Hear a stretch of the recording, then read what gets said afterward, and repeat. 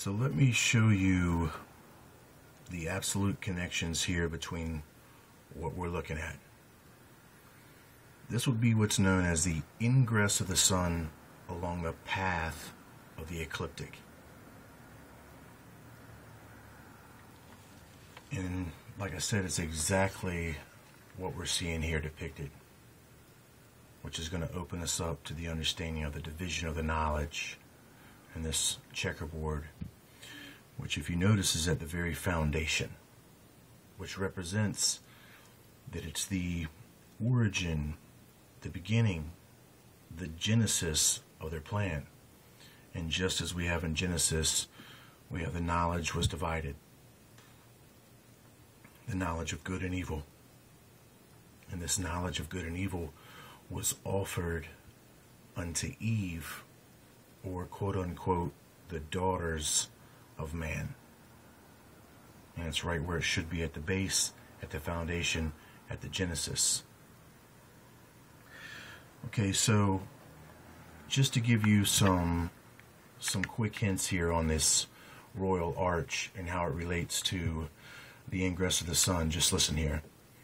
The very basis of the royal arch is that of the sun's travels through the zodiac. The ecliptic is the center of the band of sky called the zodiac.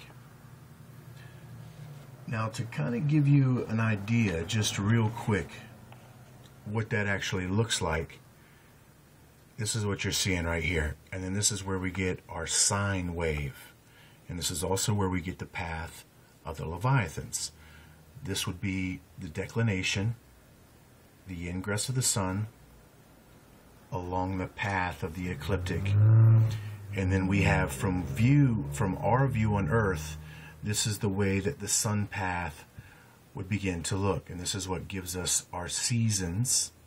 And then at this point right here, we would have the beginning and the completion of this royal arch of Freemasonry. So this is just one portion of it here. At this highest point, the highest point of the sun in the sky from our view would be the summer solstice. And then the ingress as it goes forward, the lowest point of the sky would be the winter solstice. So of course this path of the sun, ingress of the sun along the ecliptic, is incredibly important. As you can see, I've already got the entire fractal mapped out from what we're talking about here.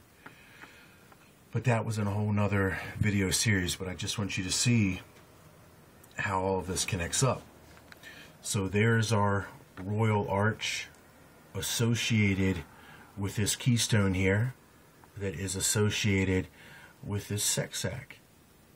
And the Jachin and the Boaz columns in general, because as with most occult symbols, the Masonic twin pillars are going to conceal multiple layers of meanings. Some of these are intended for the profane. Others are divulged into those that are in the higher degrees of Freemasonry. But in general, these symbolisms here, in general, it's stated that the two columns represent the equilibrium between two opposites, or two polar opposites. And to understand what those polar opposites are is what you see here in the foundation of the checkerboard. But remember, as with the symbolism of Baphomet, that has at its center core the very same royal arch with the very same meanings, everything is exactly in place. This is the blueprint of symbolism for them to trying to achieve their divinity. So as we know that Baphomet is to mean wisdom, and then it even relates back to the sacred feminine, Sophia, in Greek, which also translates to wisdom. And that is where we'll come up with our connection to the 23 Enigma as it relates to the plan involved with the sacred feminine. So these royal arches, in a nutshell, are known also as the entrance to the house of wisdom. Now that begins to make a lot of sense when we begin to time it up with this Baphomet, which has the same thing. And then the Baphomet represents the androgyny, bringing the similitude simultaneously of good and evil together in one entity. In other words, this spiritual and this material fallen knowledge occupying the same space at the same time, which perfectly aligns with this dawning being seen as the twilight, which is both the night and the day. This is how they believe they're going to achieve their divinity, through this blueprint of occultic symbolisms that really in its deepest meanings is the occult science for them to achieve the serpent's lie of using the knowledge of good and evil. So really what you're looking at is the house of wisdom, or the house of Baphomet, as you begin to look at these symbols here and notice that we have the 69 at top, represents the sex act as well as the androgyny. And if you go back further into your research, the more older you go back into the Masonic interpretations of these two columns, you're going to come up that they also represent the birthway to a new world. In other words, a new world order, their golden age. The new world, the doorway to it, also represents the birth of the new man, and the king of the new man, which would be the fallen prince himself, being materialized as a new man. And they themselves think that they will be represented also as these new creatures that would be divine, but yet still in their mortal bodies, the lie of the serpent. So we have the royal arch, which is representing the unification of polar opposites.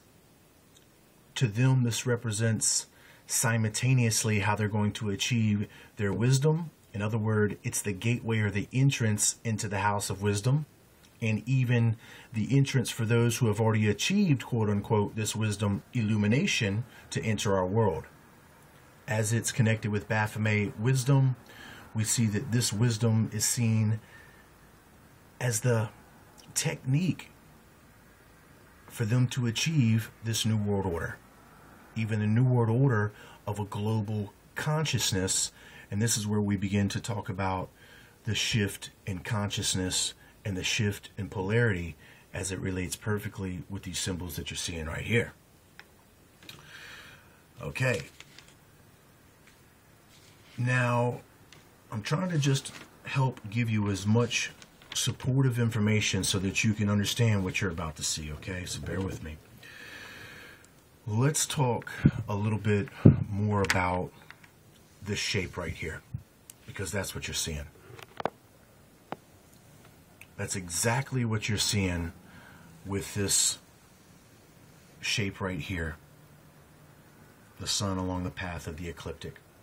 The same geometry, and it's going to perfectly relate to the understanding of the Earth's current axis of rotation at 23.5 degrees, which is an incredible clue. But before we talk about that, let's let you understand how all of this information, as I said, is already encoded in the totality of everything, anything from the smallest to the largest. You'll be able to look into it if you have the Spirit of Truth, and from that, more will be given continually. There is a greater understanding in the very smallest particles of things. This shape right now just simply should make sense to you as the most common way they portray the Christian cross. And it's exactly going to represent the cross by the time we get to the end of this. It's going to represent the cross in two perceptions, which would be the true cross of which Jesus Christ himself put himself on for us. So we are to put Jesus on this cross because of the rebellion that's taken place on this world, and that they have tried to cloud our perception. Well, they can't cloud his perception, so Jesus Christ has volunteered to get on the cross for us. And this will come into view much more clear as I begin to talk. So we can see that this shape is represented as the cross, even the most common geometry for that of a snowflake. And at the very same time, we find that this geometry is fulfilled within the Star of David, which is also known as the star tetrahedron. This is where we're going to find our connection to the atom. And just as you see the most simple 2D drawing of the geometry of an atom is perfectly in line with that of the sacred geometry form of the flower of life, which in turn is a perfect geometric representation of the star tetrahedron.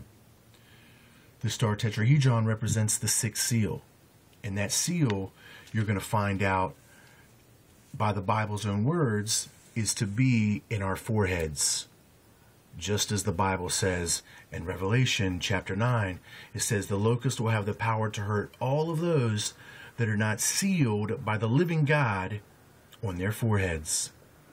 And this is exactly what I'm telling you. Jesus Christ himself told you that all things, all secrets would be revealed by his words, and even within his own parables of truth. It's only because of my absolute trust and love of the perfect Son of God, Jesus Christ, that I am able to receive this information. So Jesus Christ is the one that is up on this cross. This cross here perfectly is going to align itself with the third eye. And as we move forward, you will understand, but just simply right now, your third eye should represent your spiritual sight. Well, in this case, because our spiritual sight has been limited, we've been blinded by the deception of the deceiver. Jesus Christ is the fulfillment of our spiritual sight. He has gotten up on the cross. If you were to watch that series that I told you describing why the Illuminati use the left eye, you really need to watch that so that you can understand and get the other details understood without me having to over-explain it all right here. So if you're not following along, you absolutely have to watch that series. Okay, so now let's put this into perspective with planet Earth. Okay, you can see the multiple layers of understandings building upon each other. It goes from a lesser reflection of the same information, and then that is projected through reality into ever higher and increasing understandings dependent upon the person who is having the ability to receive them. If you have a decreased intellect because you've been blinded by the material world and you have no spiritual insight, these things are not open to you. But if you trust in the Spirit of truth, if you have Jesus Christ, you have the living Son of God as your equational seal in your forehead, in other words, upon your third eye, the Spirit of truth shall reveal all that you yourself are able to receive. So what we need to do is remember this symbol right here of the Freemasonic checkerboard and how it's going to relate here to this right eye that's been darkened by basically throughout history the force of the use of the left side of the brain by predominantly making the children use the right hand. The right hand is connected to the left hemisphere of the brain, and once you are being forced in school throughout history, they have been known to do this. They are trying to put you in a mold of forcing you to only use the discernment skills of the darkened material fact left side of the brain. And then the educational system itself only pumps the darkened material facts. It doesn't pump the spiritual insight of the arts, of philosophy, of the spiritual understanding of things. It only pumps the material sciences, the blinded material sciences, because they're not married to the light of the spiritual truth. So the material knowledge can never be understood without the understanding of the spiritual light that cast it, because the material is the shadow. It's the valley of the shadow of death. The material 666 carbon atom, carbon is the shadow. The shadow is what has been projected by the actuality of the spirit presence. But if you cannot recognize the spirit presence and you've been cut off from your reasoning ability to grasp, make contact, and understand it, well, then you only perceive things in a material way. You only perceive the shadow, and you don't recognize any longer the substance which has actually cast it. And they've done this to the world. It relates back from Genesis when the serpent divided the knowledge. He only offers the material knowledge to the masses, which from our perspective now has developed into commercial Babylon, which has now developed into New York City as its chief symbol, the Big Apple, which represents this apple from the origination of the Genesis event, which is symbolized with the knowledge of good and evil. In other words, light and dark, spirit and material. There are two Babylons, if you didn't understand that. There is a commercial Babylon, and then there is an ecclesiastical Babylon. The only Babylon that they're going to destroy is commercial Babylon, and they're trying to destroy us along with it.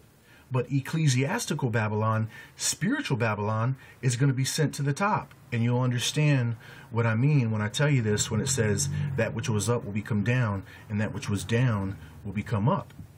So, two Babylons, only one is going to be destroyed.